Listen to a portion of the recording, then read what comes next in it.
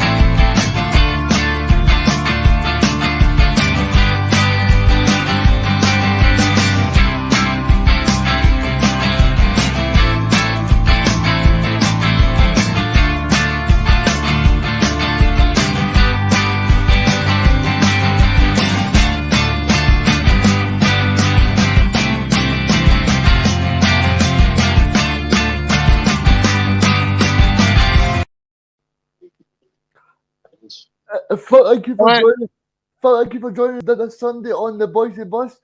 It's a Sunday R&R, and I'm joined by Scott, Cameron, and Bruce. Thank you for joining me, guys. No bother, Reegan. It's great to be back on. A big win for Celtic yesterday. What is your thoughts on the 4-1 victory at Celtic Park? The all but secures the big title win for Celtic and Ange Postecoglou, guys. Definitely, mate. That's it. It's done. Game over. Yeah. I think from a Celtic point of view, this has just been a remarkable season, Bruce. I mean, as much as we don't want to admit it, 25 points last season, and then to go into this season, potentially 9 points better off than Rangers. We couldn't have wished it to be any better. Yeah, and we were all realistic at the start of the season as well. I don't think many people expected us to win the league this year. We even did our due diligence and a bit of background work on who this Ange guy was, and spoke to some start of the year, and they were all saying, great manager on your hands, but it always takes him at least 2 seasons to implement his style. He also doesn't mind drawing as long as we play attractive football. So in my head, I was thinking there's a chance we might not even be second place at the end of this season. But let's think about the big picture. The fact that we've won the league, guaranteed Champions League football in the first season. Yeah, I mean, I just want to ask you a bit, because you spoke about there, you didn't think we would even finish second in the league. That's quite an interesting point for me. Talk to us about why you think that, Bruce.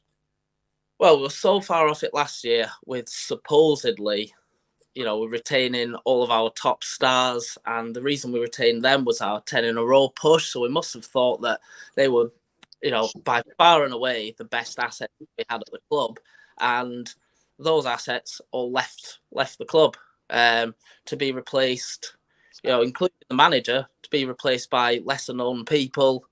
He didn't even bring in his own backroom staff.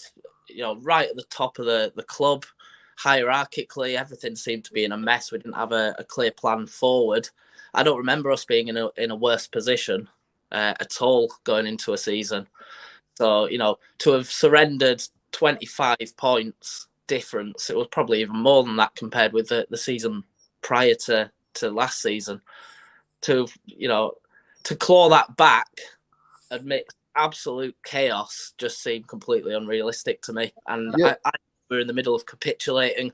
I didn't see that we were going to get a firm foothold on it. It might take the full course of a season, and during that season, we're going to have so many bumps in the road and pitfalls. I could easily, I wouldn't have been surprised finishing third. Okay, well, I'm going to put a different point on it then. Do you think the fact that we played in front of no supporters maybe played a part? Because I know I'm going to sound a bit like Neil Francis Lennon here, but I think it definitely played a part. Definitely. I mean, you've seen the difference, Reegan, between this season. The minute the fans are back in, Rangers couldn't handle it. End of story. I mean, it's like you've noticed a difference. It was that flat last season, and you didn't just become a bad team overnight, do you? No, and I think what's even more impressive that we spoke about just before we come on air, Bruce, is the fact that Rangers are in a European final and Celtic have managed to be able to keep up with that team and also play very well against them, and we've secured the automatic Champions League spot as well. Yeah, exactly. And I know I'm putting myself in the firing line with a lot of Celtic fans, but I don't care. I don't back down. I double down. Yeah, good on you, mate. Good on you. Personally, I was happy that they made the final. I don't want them to win it. If I'm honest, I can see them winning it. But I'm happy they made the final because look at all the people outside Scottish football, and I know a lot better than most people, having grown up my whole life in England. Scottish football is a tin pot Mickey Mouse league, yeah. And Celtic and Rangers, win the league by a storm each year, but the English Championship is what I always get told might not even be the Championship. So then people will look at the Europa League final, they'll see Rangers, they'll think, wow, then they'll think they must be absolutely storming ahead of the Scottish Premier League. Then well, who's at the top? Glasgow Celtic, and they'll think, wow, how good must Celtic be to be beaten Rangers? Okay, well, I'm going to play devil's advocate. I think Rangers they've beaten better teams over the years in the Europa League, such as Villarreal, Benfica, Braga, Dortmund. So I don't see any reason why Rangers wouldn't go on and win the Europa League. I think their ball's going to crash, Reegan. Simple as that. I don't think they've got it about them. I think it's going to be a game too far for them. That's all they're talking about. I mean, apparently they've not been interested in the league for months. Come on, I mean, because they're not talking about this fucking Europa League. But nah, it's going to be a game too far, mate. I can just see them blowing it. I mean, Chris Boyd and sombrero and all, and dancing about in the crowd. I mean, we made to look stupid, mate. Honestly, I'm telling you, I just can't see it. I think they're going to go down about 3-1. Okay, Bruce, what's your thoughts? Because obviously, me and you've got different opinions. Because I would quite like to see them get through the semi-final, but then for me, I just wouldn't take it in the final because it's too much attention for me. Yeah, it's a really tricky one. I think if it was another team, I'd be right behind them. And how great would that be for a Scottish team to win a European competition? I think it's all going to come down to the bragging, isn't it? And if they win that, then they're going to come and we'll be saying, yeah, we won the league at Storm and we're going to push you even harder next year and you're falling off again. And they'll just be back at us with, we won the Europa League. When was the last time you won Europe, sort of thing?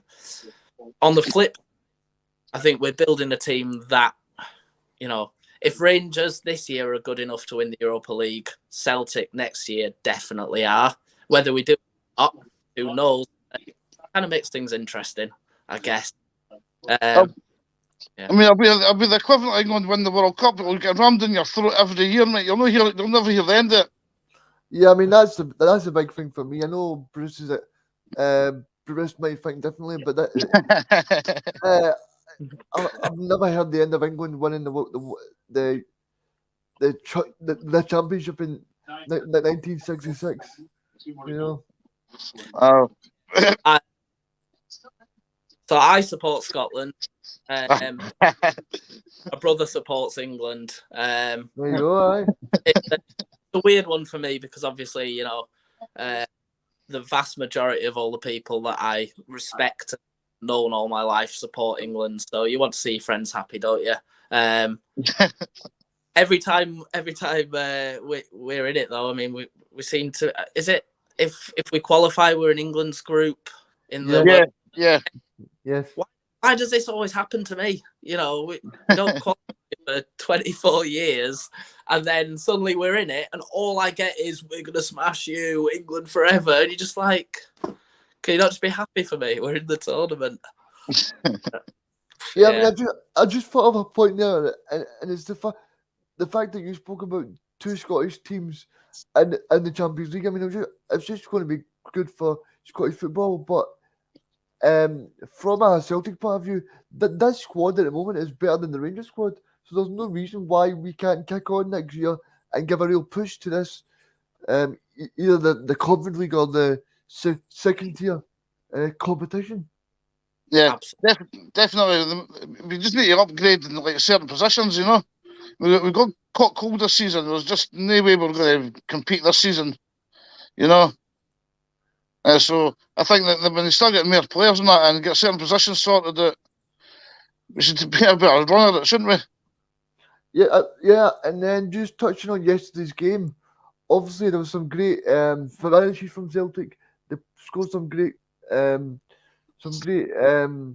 goals, but I want to talk to you guys about obviously going 1-0 behind very early on. Yeah, I thought it was offside, Reegan. Yep. I thought the goal was offside. What about you, Bruce? Do you know what? I agree, Scott. I think it was offside. I disagree with the offside rule in that case, you know, in cases like that, because, you know, someone's arm when they're leaning and running onto something shouldn't be classed as you know, part of the body for where the line is. In my opinion, it should be where the foot is. I suppose maybe if he's going to go for a header, that complicates things. His arm was offside, yes. Overall, I think the officiating was actually really good yesterday. It slightly annoyed me, Andy Walker, when we scored, and when we scored, when Kyogo scored, and it went when the ball went over the line, and the referee, the linesman called it, and then Andy Walker's giving it all the sheer guesswork, it's complete guesswork, and it's like I'd be annoyed at that professionally if that was being a linesman, that wouldn't have been guesswork. I'd have been what. It was my job. I'd have seen it go over the line because I'd have been watching it go over the line. And, you know, there were a couple of like offside decisions and stuff that got spot on yesterday. And I don't include the referee talking the line or anybody else that. Robbie Nielsen was trying his best not to moan about it yesterday as well. He was. Yeah, just don't moan about it then, sorted. I mean, I did see Craig Gordon's face saying it wasn't over the line as well, which was quite. Yeah, that was good. I like that. That was good. I mean, the full ball had crossed the line, you know. I mean, I don't know what the problem was. If anybody knew it had gone over the line, it was Craig. It was Craig Gordon, aye. Exactly. Yeah, sitting wagging his fingers like, no. Stood on the line, reaching backwards. Where do you think it's gone? Yeah, so in terms of going 1-0 down and then getting right back into the game, see, as soon as we got a few goals, it looked like it could be 5, 6 or 7 goals Celtic could have scored. They played really well. Between Craig Gordon and the offside decisions, it could have been like you say, Reegan, it could have been 8 or 9 quite easily. You know? Yep. I mean, I thought Jota was onside for his goal, but yeah, fine margins. But again, you know, eagle-eyed. But you know, again, another Celtic performance that, you regardless of decisions, and even when we're faced with a world-class keeper, because let's face it, that's what Craig Gordon is.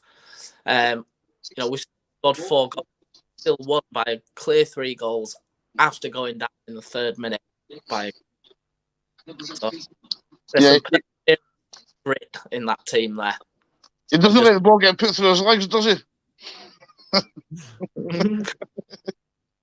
Yeah, I just wanted to ask you guys who would be the players that stood out for you yesterday then?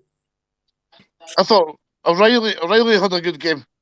I mean, he was already going forward, but he was at the back clearing everything as well at one stage. He was getting headers and important clearances and that away. Obviously, Jota, and I thought Greg Taylor had another good game. Yeah, I was just going to ask you about Greg Taylor because obviously I've been on here and on different platforms and I've said I've not liked Greg Taylor, but I have to say I think he really fits Ange Postecoglou's setup, Bruce. He's really grown into the role, hasn't he? I think at the start of the season he wasn't a perfect fit, but like in many positions, Ange had to just, you deal the cards dealt, don't you? And yeah, he couldn't really do much else about that. We brought in Scales again. I don't know if that was an Ange recruit. I think probably it wasn't because he's been quite far off the team. But fair play to Greg Taylor. He's proper grown into the role. He looks better and better. As the games are going by, I get more and more sure of him. He's quite understated. He doesn't do anything flashy. He's not that speedy. So when he gets caught on the ball, he struggles to get back. But he's solid and he's consistent and he's reliable. And yeah. Speaking of that, Bruce, Scott mentioned a good point earlier when he spoke about the fact that Ange will be looking to bring some quality in for the Champions League to try and push on. And sadly for Greg Taylor, I think he'll be trying to get a brand new left back. Yeah, it's going to be interesting to see how the summer transfer window unfolds, to be honest, because it's going to be a different approach that Ange's going to need to take. I think, when he came over, he probably already had a short list of people that he needed to bring in. Also, we need so many players that, we could probably accept that if 1 or 2 flopped, 5 or 6 would be all right, sort of thing. I think this time he's probably not looking for exactly the same criteria in players. Maybe I think the personality was probably the absolute main factor for him because he needed to bring together a team that was sort of in disrepair or close knit or together as they should be. Now we have that core group of players that are all, as I keep saying, like a family and all working together. So probably he's looking more at personal, physical attributes, technical attributes, and trying to bring in somebody to push somebody else in a position. What position do you think that's going to be, though? Or which positions do we need to strengthen in? I think we'll strengthen in the wide area because I think we'll get rid of Dembele, Johnson, and possibly James Forrest. So we're getting rid of 3 wingers. I think we'll probably bring in 2 in. You're saying that, Reegan, but Forrest done all right for the goal when he came on. Yeah, I know, but he's been very injury prone for the for nigh on 2 years, and I don't think Ange Postecoglou, as we said last week, I don't think he suits Ange Postecoglou's system very well. Nah, but I still think we need another right back because Ralston had his worst game of the season against Rangers in the draw. It was once he picked our booking up, it led to the goal, didn't it?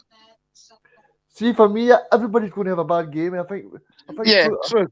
I think Tony Ralston is totally deserved his place in this team. I don't know what you think, Bruce, because see, at the start of the season, everybody was on different platforms saying, I don't know how Ralston's got this 1-year contract, but he's proved that Ange Postecoglou is a good manager, and he was spot on by making sure that he's got a contract for the next 12 months, and I think he'll probably get extended for another 2 or 3 years. Do you not agree with that, Bruce? I completely understand all of the doubting of Ralston prior to this season. I felt exactly the same. It gave me the fear thinking that we were going into this season with at right back. I was thinking we need to sort that out. This season, I've completely 180'd on that 100%. I personally would be quite upset if he left the club. I think he's a really important player. I think he pushes Juranovic, and I think Juranovic pushes him. I think we've got, a really good competition there, and the two slightly different players as well.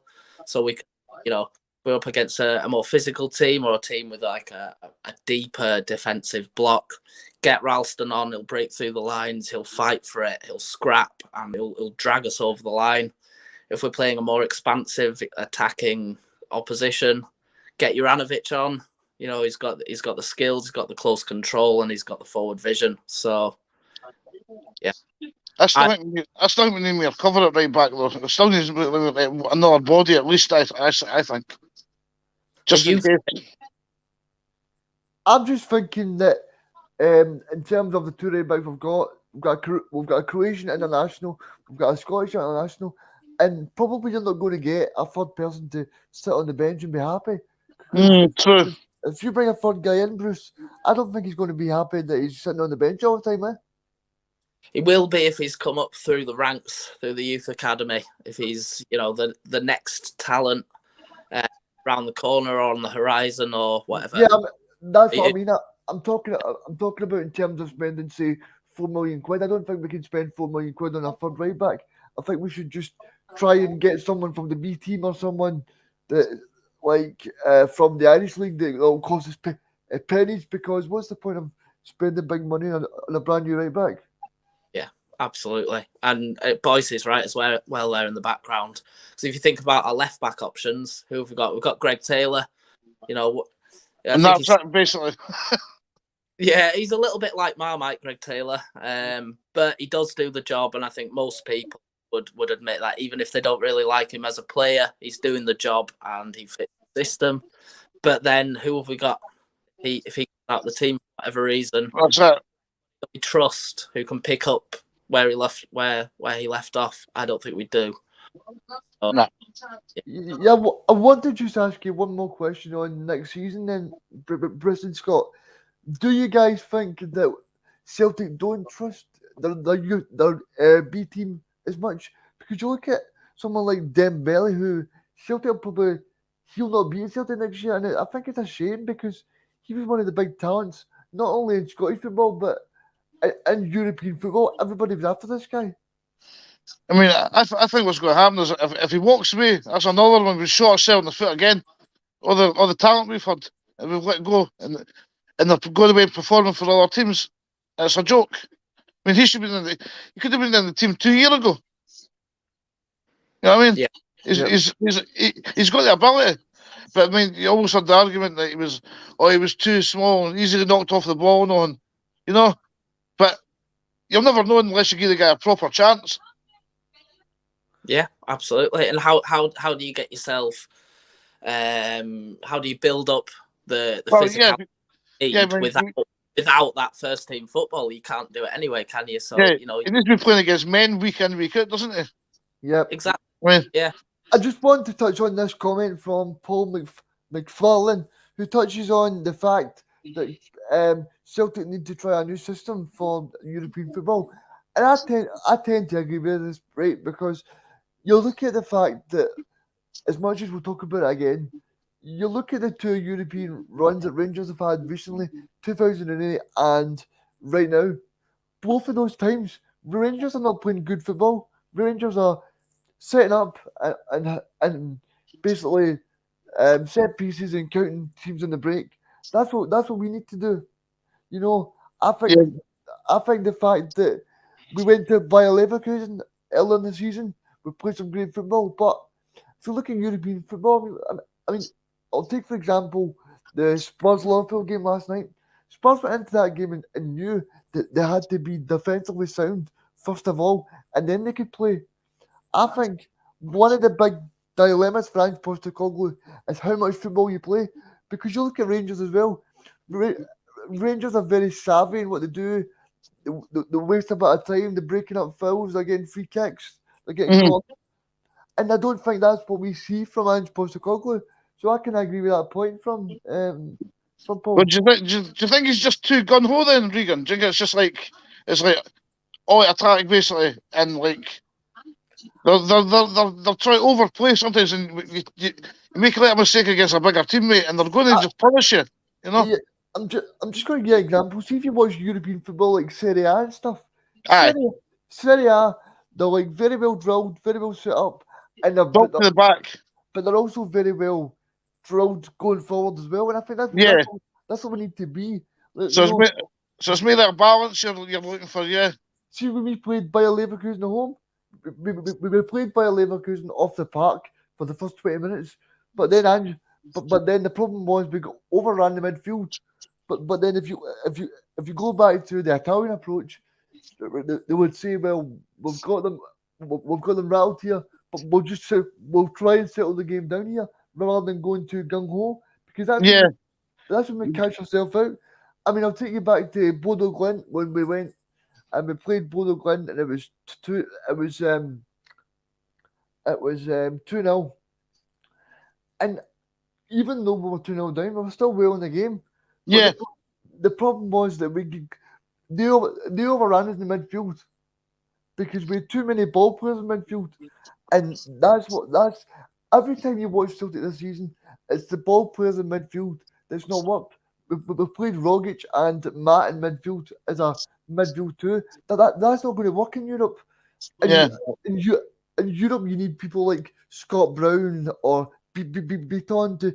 I don't mean to break up the play, but to someone to just put their foot in the ball. Yeah, put their foot in the ball and steady and try and see what they can do.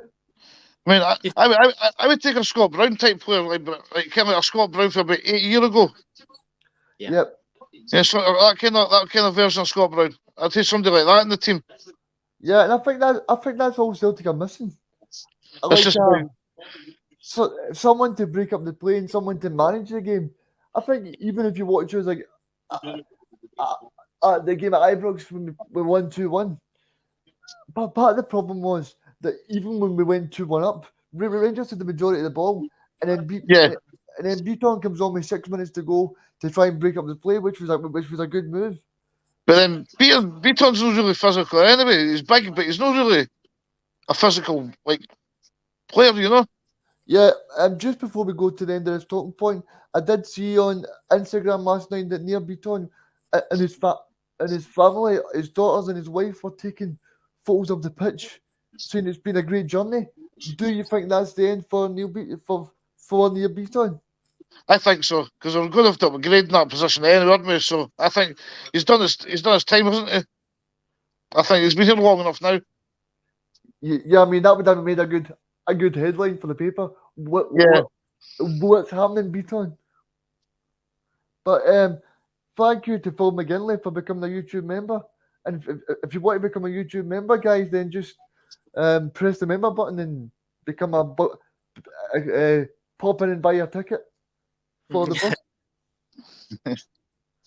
So the next thing we're going to go. What do you make of this? Right, go and buy Lewis Ferguson from Aberdeen. Well, we've been here before. Come on, I mean, nah, no for me. I personally, I don't really rate him. I can see the attraction, but I think the attraction is more born of thinking about a gap in what we've got and trying to plug it with just the first name that we can think of that fits that mold. I think it's a positive that that he's a Scottish player. I think that it's positive that he's been playing in the Scottish Premiership. And saying that, Reegan, if we bought him, he'd stop scoring goals against us. Come on, in. That is true. He'll probably put the ball in his own net. Teach him a lesson. Just sit him on the bench. Yeah, see, that's a good point from Brown Warrior as well. You know, the market we are going in is the Champions League, and I don't think Lewis Ferguson's the kind of guy we should be attracting. No. I mean, we no disrespect to the Premier League squad, we should be going and saying, right, who's on your books? See, like a Mohamed El Younussi who came up a few years ago and was a fantastic player.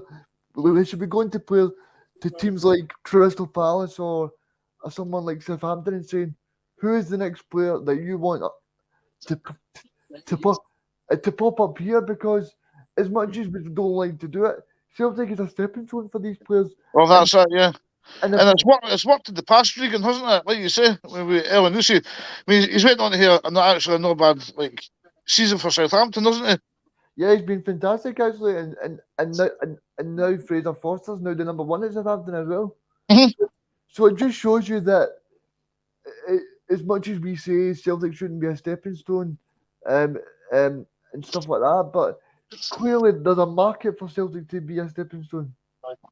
Do you think, Mark Jingle, Lowell's contacts are going to come in handy next season?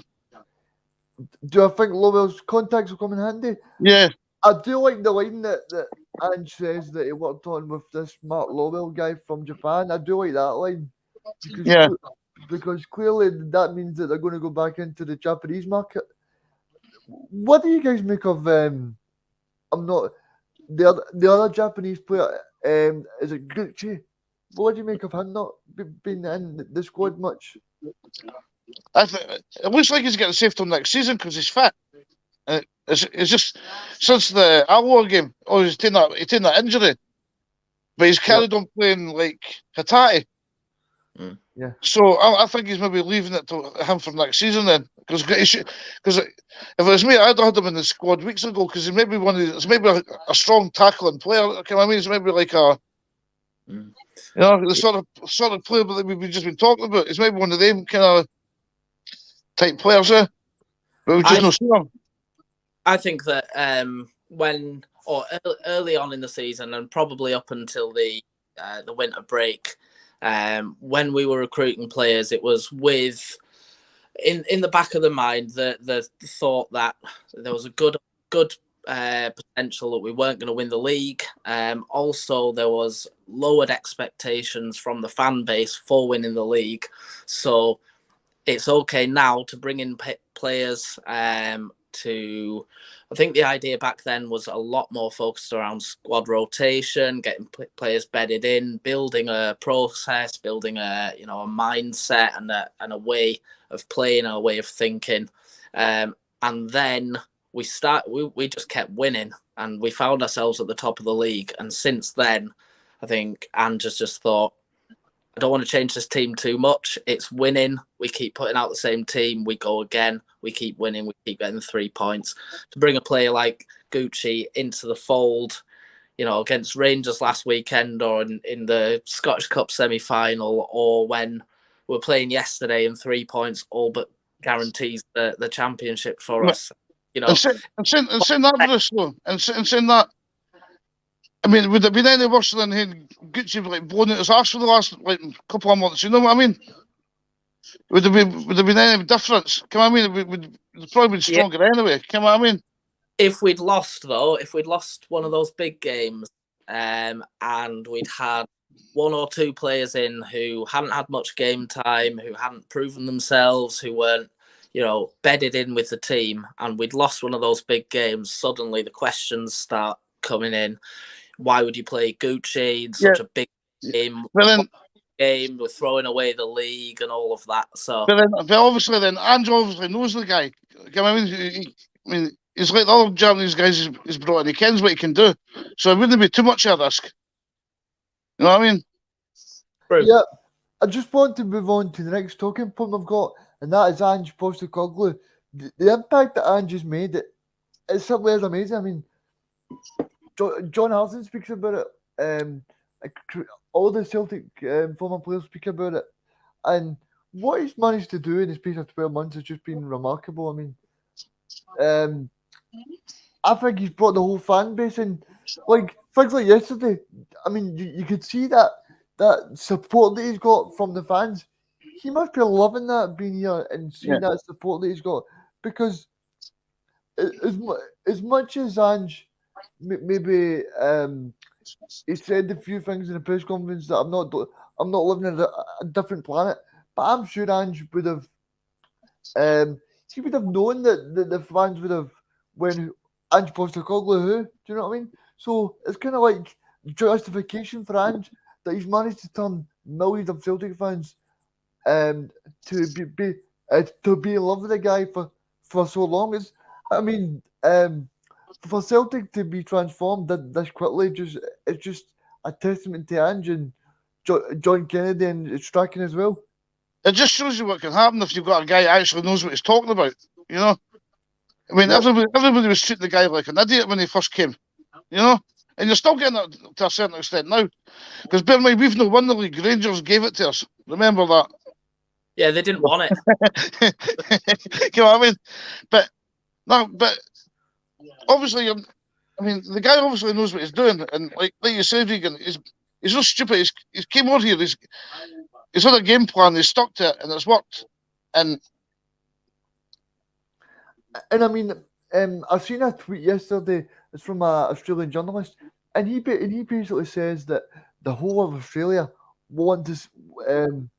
They basically want to see Ange honoured with like some kind of recognition because of the work he's doing in Europe. And to me, that just shows that Australians know how good this guy is, Bruce.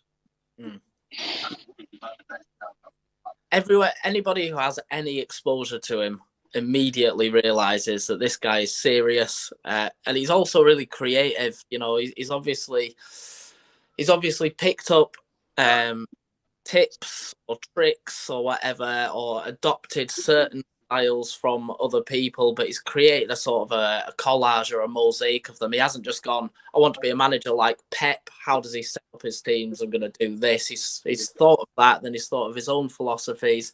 He's seen some other performances and he's married them together into sort of, I don't know if to call it a soup, but you go just yeah, it's just a big soup of all the different ingredients picked up from sorts of different places, and he put them together. He's made it into his own dish. I don't know. You're making me hungry now. Maybe, yeah, it's lunchtime, isn't it? Obviously. I mean, I've just thought of a talking point there. But do you think that the fact that Ange has basically got this siege mentality himself, and the fact that he's got this big rebuild ahead of him, do you think that that's maybe factored in the appointment as well? That basically he's proven people wrong, and basically the Celtic board knew that nobody was expecting them to win the league, and Ange was the perfect guy for this rebuild. Good point. Maybe it's an excuse. Maybe they saw it as a potential excuse. If we bring this guy in, we've been told by Mark Lowell, presumably, how good he is, and we trust that. Or Dan Orowitz. Oh, Dan Orowitz, yeah. Maybe he's, maybe he's going to be the perfect man for the job. But if he isn't, then we can say we got snubbed by Eddie Howe. He was our first choice. We've had a panic buy after that, and we brought him in, and it's flopped. It's not our fault. Because you look at the siege mentality that Ange said in the first few weeks of the season when he says, "I don't think the SPL titles won in September, mate." You know, it's just things like that where I don't think like Eddie Howe and the pressures that he would have been under would have come away with the same kind of comments. No. I'm glad we didn't get Eddie Howe. You know what I mean? Me too. I mean, the recruitment would have been totally different. You know what I mean? It was. I think. Well, look at the like Kyogo and guys like that. Eddie Howe would have had nobody like that anywhere near that kind of quality. We'd have had Ryan Fraser, Callum Wilson, and Josh King. That's who we'd have had. See, I totally agree with that. And the more I think about it, Bruce, right? Do you not think the board kind of weighed up and saying, right, so Eddie Howe's wanting his full backroom team. He's wanting probably Ryan Fraser for 15 million. Probably like striker up front for 15 million. And a few other guys from Bournemouth. That would have cost an upwards of what, 40, 50 million quid. And they clearly seen, right, we can go to Japan, bring in about 6 or 7 players, bring in a very good goalkeeper in Joe Hart. We've got Greg Taylor. We can bring in a guy that's a great player who doesn't get a game from Spurs, and it's totally worked out. Yeah, I mean, Ange, obviously, that was an advantage with Ange or the untapped markets. that Eddie Howe doesn't have a clue about. You know what I Yeah, mean? that's what I mean. I mean, he's got. I mean, what Ange has got is priceless because he's went and got the Japanese best striker, Kyogo. Then he's got the Japanese top goal scorer in Maeda. Then he's got the Japanese best midfielder in Rio Hatate as well. So I Yeah. think, and don't forget as well, Bruce, you'll know this from watching English football as well. The fact that we are shopping at that market in England, that puts the price up right away.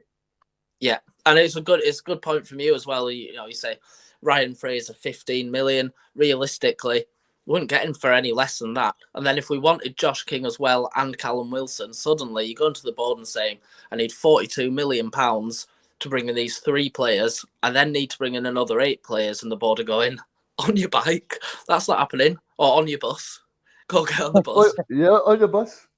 And welcome aboard to Eddie Howe if he's watching. £42 million just wouldn't happen, especially when, the best we can achieve financially for a successful season is going to come under that, and we wouldn't even have replaced all the players that we'd lost. So, yeah, where would we have been?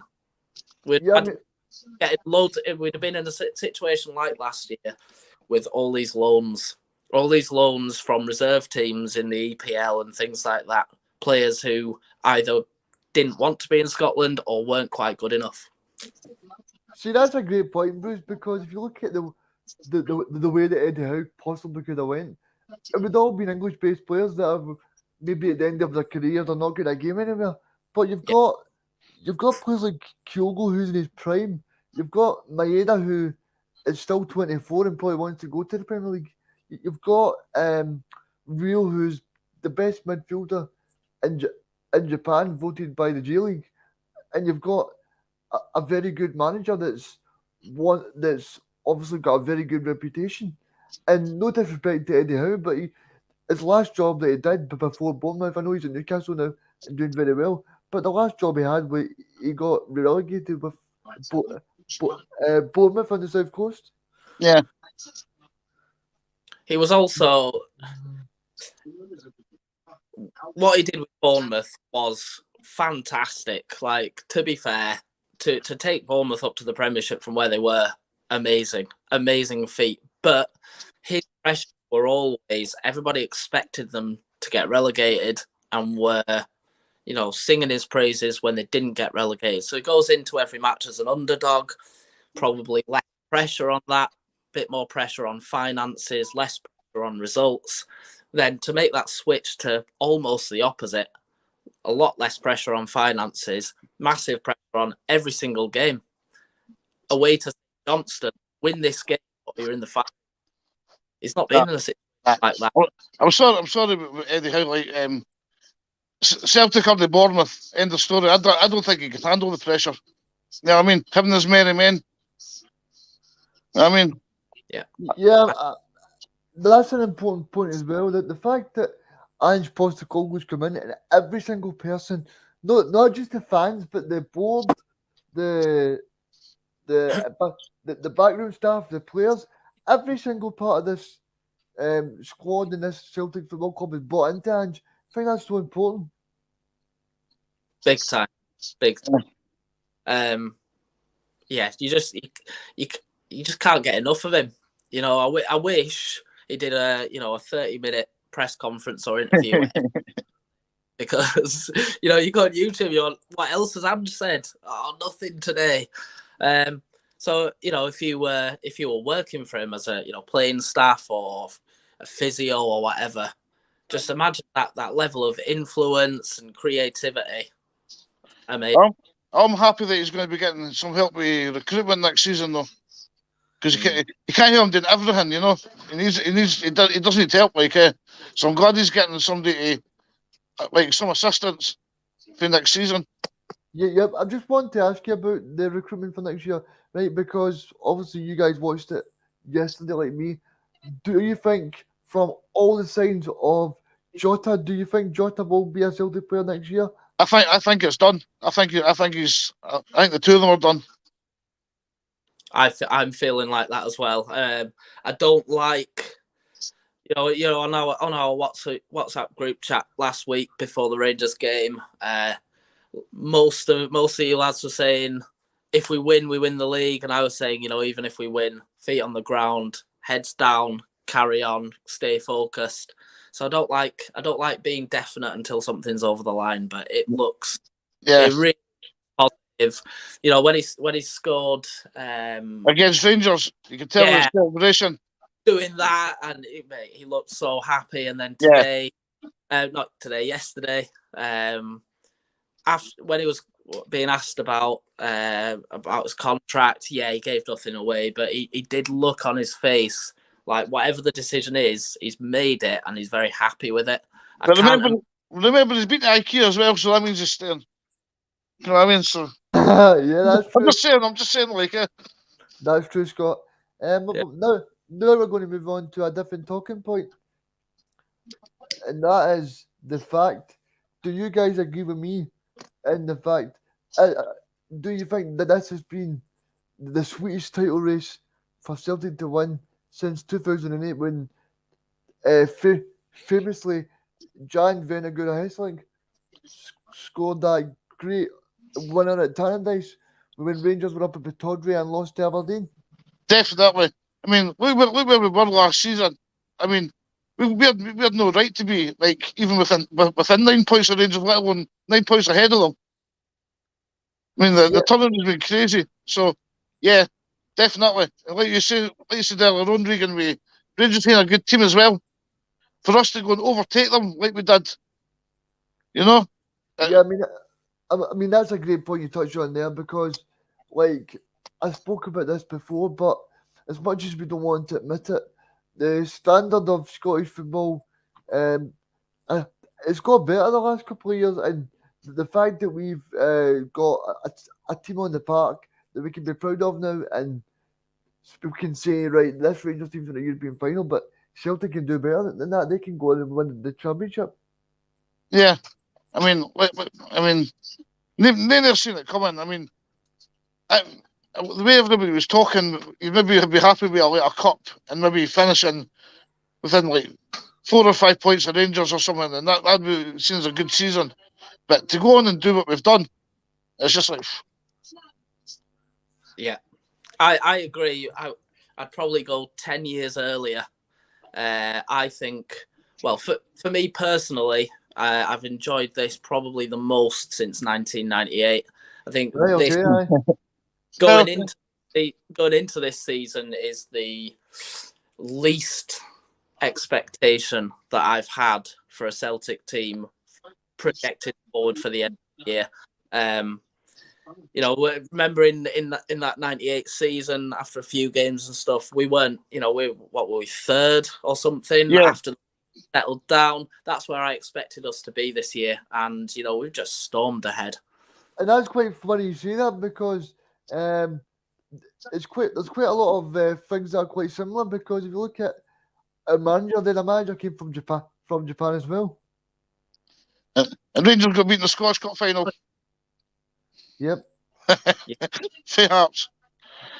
But I mean, Rangers don't take us seriously, because they'd done the same thing as us when we were going for the 10. They didn't strengthen. They just stood still. So they obviously didn't take us seriously either.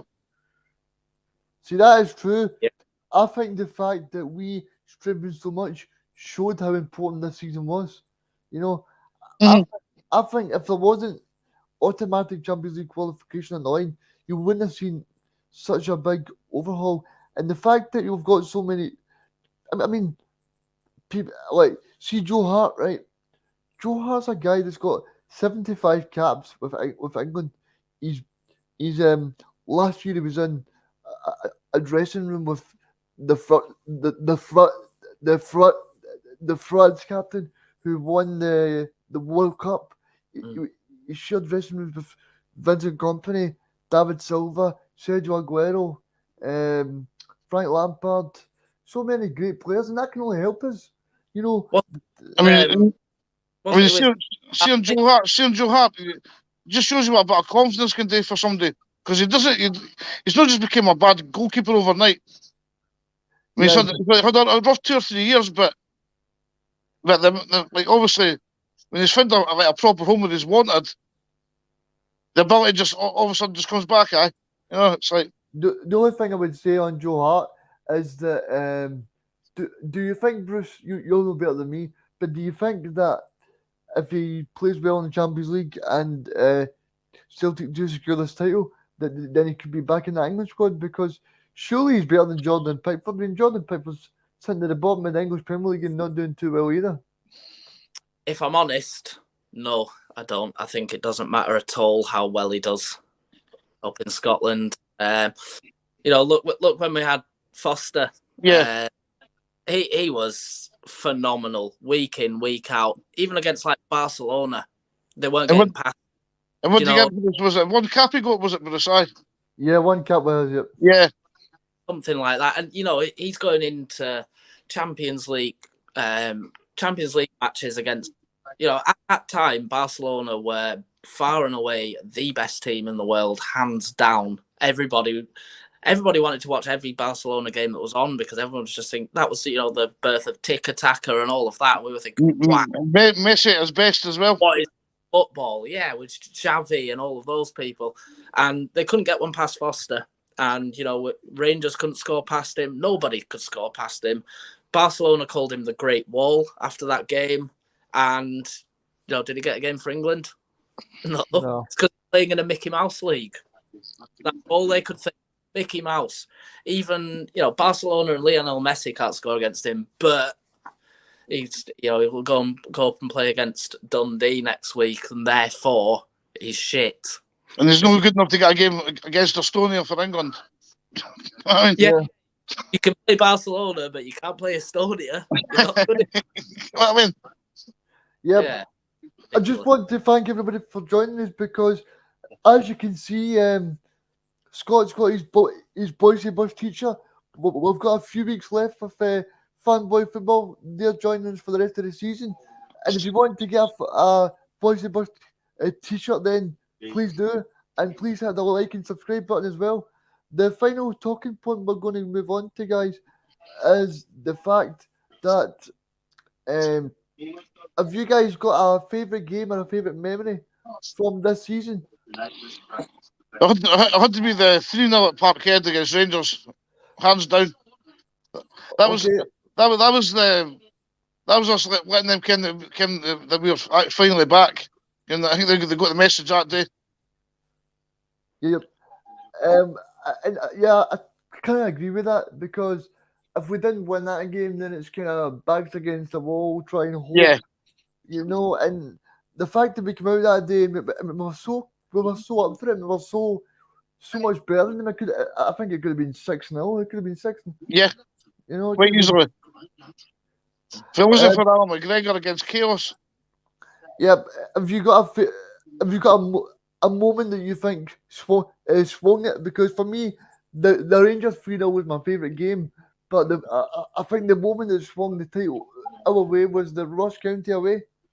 Yes, that's I think it was like the Aberdeen Joe the last minute goal when we won away. Yeah, the way when the away record went mind, the 2-1 game. Yeah, but that was. Boys, you just stopped my things. That started the run off, didn't it? Yeah, I mean, the bus was nearly crashing then.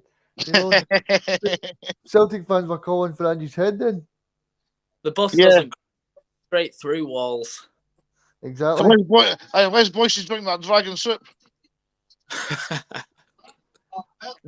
This guy's saying the last minute goal we done United for a bada, and I can agree with that as well because I said this last week, but Rangers drew 3-3 at lunchtime away to Ross County, and then Celtic do what they do, score in the last minute, the place goes absolutely crazy. Celtic go 1 point clear, and it's just a totally different season. We don't. That's been happening all season, Reegan, though. So there's that many different moments you could choose for, isn't there? Yeah, I mean, we've got one here saying beating them at Ibrox, and I can see where he's coming from as well. Another game where I forgot about was the game at Tynecastle, where we were 2-1 up, and Hart's got a penalty in added time, Yeah. and it was Liam Boyce hit the post. Yeah. I mean, yeah. Hearts and mouth times. Yep. So there's been so many. I mean, it's been a great season, and all you can do is pay tribute to Ange Postecoglou. It's just the mark of Champions League. You know what I mean? It definitely is, because it's like I said to Russell last week. That game at Celtic Park last week was just about. Obviously, it's important to win those games, but as long as you don't lose it, we're 6 points clear. Well, that's it. Yeah. Yeah, I mean, if you, I'm a bit of a geek, so I've worked out. I'm never a guest. I've worked out what would need to happen for us to lose the league from this position. So there are 5 games in total for Celtic and Rangers. Rangers have 3. We've got 2. There needs to be an average goal swing of 4.4 per game. We have to lose both of our remaining, and Rangers have to win all 3 of their remaining by an average of 4.4 goals. So even if we lose twice, 4-0, and Rangers win 3 times, 4-0, we'll win the league by 2 goals. So, they've got the work cut out, haven't they? They'll be hoping for a nice 10-0 today, just to put the pressure on. So we have to lose both of our games 4-0. We need to lose by an average of 4.5 goals and then win by an average of 4.5 goals for all of the remaining games. Otherwise, league. Yep. I mean, we've got this point. We've got this point coming in, and it's from Monty saying if anyone's in Glasgow and wants a swally next weekend after the trophy lift, then you can go along with him. But sadly I'll be in London, so. Oh well. No luck. But thank you for joining me, guys, and it's great that so many people have jumped on the bus. Don't forget to like and subscribe, and get on the Fanboy Football and get the Bhoycie bus t-shirts like Scott here. Double down on it. Yeah. I've got a third one coming. There you go. That's what you call a Bhoycie bus season ticket. Speak to you soon, guys. Right. Catch you later. Bye. Take care, everyone. About me deliberately trying to cause controversy. Well, I work in the media now, and you've got someone sitting there next to you who's an embarrassment to the media profession. He's an apologist. He's a charlatan.